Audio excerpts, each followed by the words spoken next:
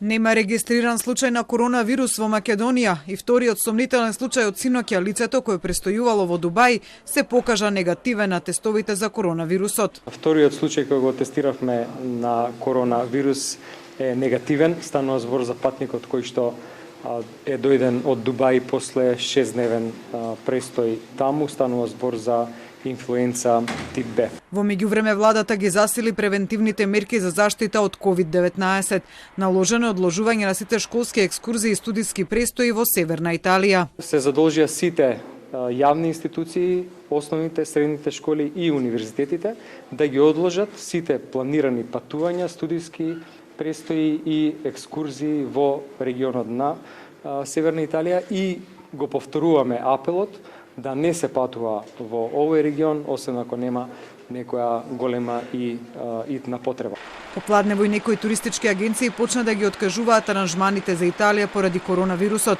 Falcon Travel ги откажа сите тури за Италија поради безбедноста на патниците, додека агенцијата Атлантис од Струмица ја откажа турата за Венеција. Остопанската комора за туризам на Македонија информира дека во очекување се на одговорот од институциите на официјалното барање упатено вчера дали ќе има официјална забрана за патување, а не само препорака, пошто ќе го соопшта својот став. Меѓу мерките кои денеска ги донесе владата за превенција од коронавирусот е итна набавка на дезинфекцијски средства за училиштата, градинките и јавните тоалети. Установите за згрижување на деца од предучилишна возраст треба да преземат и мерки за дезинфекција на обувките при влегување во градинките.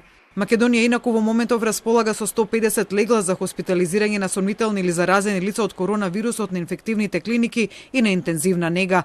Деновиве, како што информираше Филипче, ќе бидат определени дополнителни капацитети за сместување на евентуални случаи со коронавирус.